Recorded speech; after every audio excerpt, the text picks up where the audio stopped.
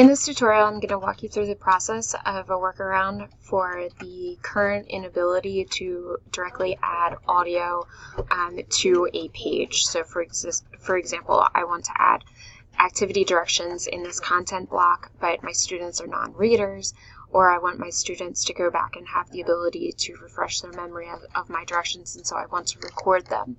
What I'm going to do is I'm going to come down here into my search box, or I can come to my start menu, and when I do that, I'm just going to start typing voice recorder.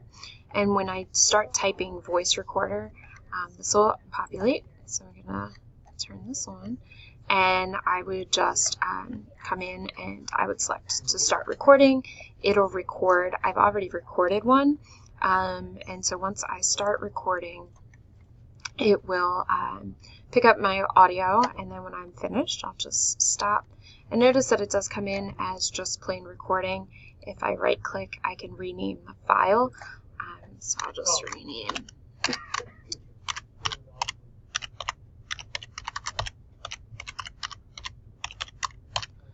And then select rename, and now I have my directions there. Now the voice recorder saves to what is similar to like saving on your camera roll on your phone. So I'm going to come down here. You can do this by going to my PC, or I'm going to come down to my file explorer down here. And when I do that, I am going to come over here and I'm going to find my documents. And it automatically, as soon as I start any type of sound recording using that voice recording feature, it will give me a sound recordings folder. And so when I go in there, I can see my two recorded directions. So I'm just going to minimize that for right now. And what I want to do here is I want to add in the activity directions that I just recorded outside of itslearning. So I'm going to select my little world icon here. And I want to upload that file that I just created.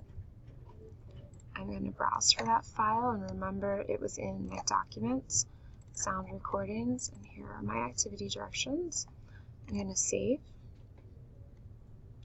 And then yours might populate right up at the top, but I have a lot of files in here, so I'm going to scroll all the way down to the bottom, and here is my recording that I just did. And what I'm going to select is this insert as an embeddable player, which means that the students will be able to play directly in my content block.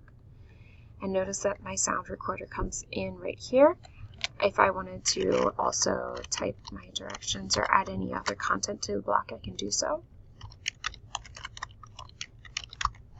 And when I'm happy, I can say OK. And there are my activity directions as a playable right on my page. I can reorganize as I need to.